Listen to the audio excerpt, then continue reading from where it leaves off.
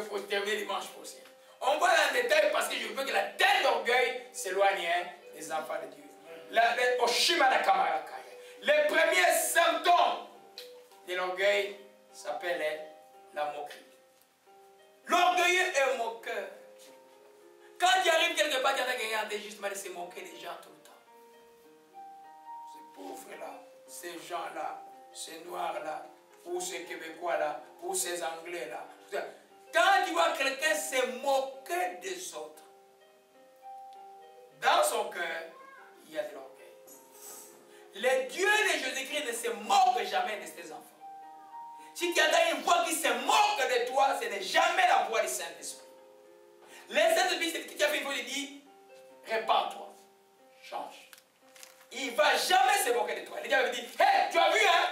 Tu as vu toi là qui te croyais ceci. Ça, c'est le diable qui parle comme ça. Amen. Hein? Et là, pendant, il me dit, hé, comment tu vas faire toi? Mais là, tu t'es venu en règle pour toi. Comment tu vas payer des factures? Tu vas payer des factures. Il voit. Hé, il dit, le diable, tu ne te caches pas. Je dis, regarde-moi, tu paieras toutes ces parties de ta vie sans problème parce que tu as choisi la voie de la vérité et de la légalité devant Dieu. Le chrétien, la lumière est du monde. Il voit audible. Vous comprenez un peu? Les moqueurs. Proverbe 21. Les premiers symptômes de l'orgueil, c'est la moquerie. Proverbe 21. Notez ces versets-là. Allez les relire à la maison. Priez pour que Dieu vous fasse vivre ce qu'il dit dans sa parole. Proverbe 21, verset 24. L'orgueilleux, les hautains, s'appelle un moqueur. Il agit avec la fureur de l'arrogance. On a des symptômes de l'orgueil là-bas. Les moqueurs. Amen. La moquerie, l'arrogance, on va voir après. Amen. Vous savez que dans le psaume 1, la Bible dit de ne pas s'asseoir avec eux. Pourquoi? Parce que le moqueur et l'orgueilleux, tout cœur méchant est moqueur. C'est-à-dire c'est des gens qui regardent les autres et ils se moquent des autres. Parce qu'ils ne sont pas comme eux. Parce qu'il n'est pas aussi beau que lui. Parce qu'elle n'est pas aussi belle qu'elle. Et ils se sont créés un monde, ils vivent dans un certain narcissisme où ils se croient spécial. Il n'y a qu'une seule personne qui est spéciale, c'est Jésus-Christ de Nazareth. Amen. Alléluia. Donc, heureux l'homme qui ne marche pas selon le conseil de qui ne s'arrête pas, sur la voie des péchés et qui ne s'assied pas en compagnie de moqueurs. Le moqueur, c'est l'orgueilleux. Alléluia. Quand tu vois quelqu'un, chaque fois que tu le fréquentes, dans sa bouche, il fait que se moquer des gens. Ah, lui, sa vie est comme ça. Elle, sa vie est comme ça. C'est un orgueilleux. C'est pas une personne à fréquenter. Ils sont pleins aussi dans les églises. Amen. Les moqueurs, c'est lui qui profite des malheurs des gens pour rire des gens. C'est un cœur méchant.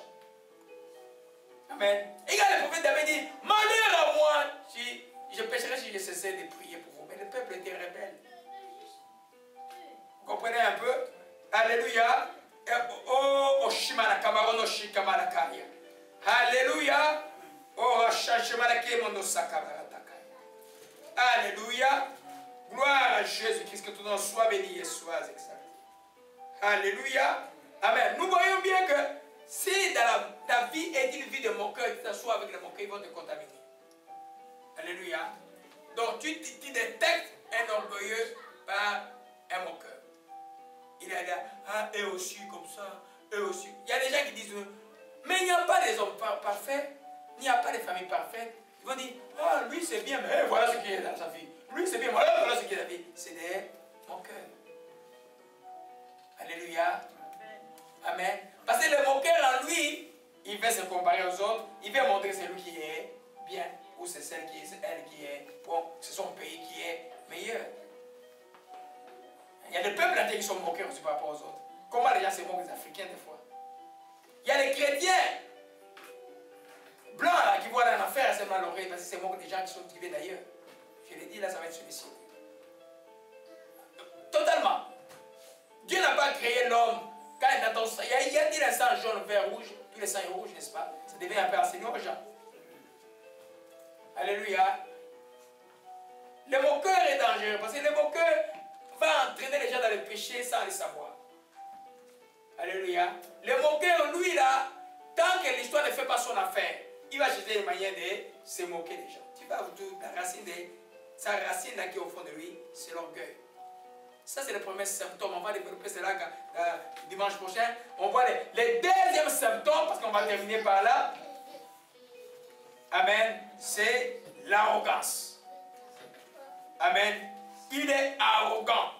La bouche qui parle trop, la Bible dit qu'il ne manquera pas de péché. Donc, quand il parle, l'arrogant, quand il parle, c'est la vantardise, toujours en comparaison par rapport aux autres. Moi ceci, moi ceci. Et il y a la haine en lui, tu vois vraiment que souvent en cas de conflit, là, l'arrogance se manifeste en cas de conflit. Vous allez voir que la personne a beaucoup, il y a la haine dans sa bouche. Amen. Parce que la vantardise est une forme d'arrogance, mais ce n'est pas nécessairement en comparaison avec les gens ou en cas de conflit. Quelqu'un peut être vantage, il se vante, il veut montrer qui il est. C'est aussi un symptôme de l'orgueil. Mais l'arrogance, c'est souvent en cas de conflit, la personne est arrogante parce que la personne refuse d'abdiquer, refuse de s'humilier. Alléluia. Prenons la Bible dans Proverbe 11. Proverbe 11. Alléluia. Nous devons travailler sur cela, mes bien-aimés. Nous devons travailler sur cela. Partout où il y a l'arrogance, l'humilité n'est pas là. Proverbe 16, verset 18. Alléluia. Dit ceci, l'arrogance précède la ruine. Amen. Amen. Regardez la sphère politique. Montrez-moi un seul dictateur qui n'est pas arrogant. Il n'y en a pas. Ou qui n'avait pas été arrogant. Tous les dictateurs sont arrogants. Même quand ils sont déjà en train de mourir. Je me souviens, qui a déjà vu le film de Ceausescu à sa mort? Ceausescu à sa mort, qui était le dictateur en Roumanie, il était encore arrogant, il contrôlait encore le pays. Il était fier, mais il était toujours arrogant. Je vous dis que l'orgueil aveuglé, il ne voyait pas qu'il était déjà, les gens vont le tuer. Ils ont tué les jeunes gens. Alléluia. Amen. La Bible parle des chefs parlant du royaume de Satan, des choses qui vont arriver, qui est comme un léopard arrogant. L'arrogance, c'est un symptôme. Chaque fois qu'il y a un conflit, l'arrogant sort des invectives, sort des choses, tu vois la hargne et tout ça, c'est un symptôme de l'orgueil. La maladie, c'est l'orgueil. Les symptômes, c'est ce que nous voyons qui est l'arrogance. Alléluia. Et que, par exemple, il a fait une erreur, mais il ne peut pas reconnaître l'erreur. Parle avec véhémence. Au lieu de reconnaître, ah, pardonne-moi, j'ai mal fait. Ce qui fait que quand il y a arrogance, et dans la force où il y a une arrogance, qu'est-ce qui se passe? C'est les étincelles, c'est les querelles, et c'est les disputes. Parce qu'il n'y a pas d'immunité, il n'y a personne qui peut arrêter. Alléluia. Gloire à Jésus-Christ. Proverbe 8. Le cadeau de Dieu est là, c'est arrivé, le cadeau est là. Le cadeau est là ce soir. Proverbe 8, verset 13. Amen. C'est par là que nous allons clôturer. La racine, la crainte de l'Éternel, c'est la haine du mal. L'arrogance et l'orgueil, la voix du mal. Et la bouche perverse, voilà ce que j'ai. Amen. L'arrogance et l'orgueil et la voix du mal. Alléluia. Je vais lire dans l'autre version de la Bible. Omarashi kamandoto koshia. Amen. Omaranda sakoshimara kabarakai. Être soumis au Seigneur, c'est détester le mal. Pour ma part, je déteste l'orgueil et l'arrogance. Les mauvaises actions de la parole est trompeuse. Alléluia. Donc, enfant de Dieu, ne soyez pas arrogants. La chose qui bloque l'arrogance, c'est l'humilité et la reconnaissance de ses fautes. Ah, j'ai mal fait. C'est toi qui as fait ça? Oui, c'est moi. Pardonne-moi. C'est fini. L'histoire est finie. Alléluia. Ah, ce n'est pas moi. C'est pas toi, ok? Pardonne-moi. C'est pas toi, vous discutez un peu, non? Même si c'est pas toi, tu pardonnes. L'arrogant va chercher des invectives. Et la fin, c'est comme du pétrole à qui on met du feu et les querelles vont régner. Et quand il y a les querelles partout qui règnent, c'est les diables. Alléluia. C'est ça. Dimanche prochain, on va voir la vantardise en détail. On va voir la rébellion. on va voir les mensonges aussi comme symptômes, on va voir les querelles, on va voir le mépris des autres, on va voir l'envie, on va voir les manques de pardon, et on reviendra pour terminer avec l'obstination. Alléluia. Seigneur, nous bénissons ton Seigneur, nous te rendons grâce et te disons merci encore.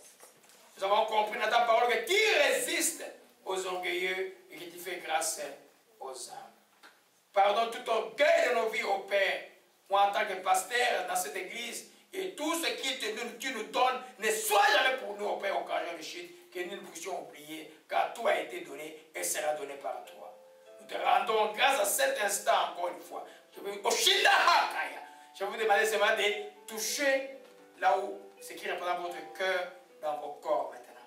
Père, que ton nom soit béni et soit exalté. Ce corps qui est touché, il est dit qu'il est temple du Saint-Esprit. Le cœur et l'esprit, où chez ton esprit, l'orgueil n'aura plus jamais de place dans ton cœur. En cet instant ici, au nom de Jésus-Christ, j'ordonne au domaine de l'orgueil de quitter au cœur maintenant. Au nom de Jésus-Christ et ne plus jamais revenir. Seigneur, nous te rendons grâce. Merci encore, que ton nom soit béni pour l'humilité qui va toujours précéder la gloire. Nous bénissons ton Saint-Nom et nous te promettons de te rendre gloire et honneur pour toujours. Au nom de Jésus-Christ, nous t'avons ainsi prié. Amen. Gloire et alléluia. Gloire et alléluia. Gloire et alléluia.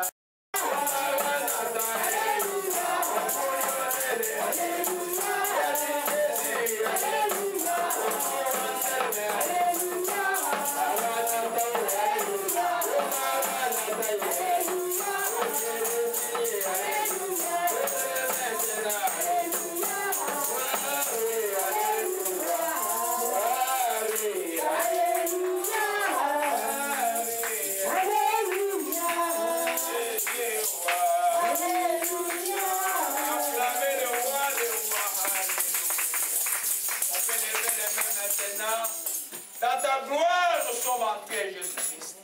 Et la porte de gloire, tu l'as ouverte pour chacun de tes enfants. Il y a un temps où tu dis, assez, c'est assez. Je te rends grâce, répands ta bénédiction dans la vie de tes enfants maintenant, au Père. Ceux qui sont venus de loin, ceux qui sont loin, qui nous souffrent de loin, que ta grâce sera bonne. Que l'opprobre soit éloigné d'eux. Aussi loin que l'Orient est de l'Orient de l'Occident. Au nom de Jésus-Christ de Nazareth, que l'Éternel te bénisse, qui te garde, que l'Éternel fasse lui sa face sur toi, qui t'accorde sa grâce, que l'Éternel toute sa face vers toi, qui te donne la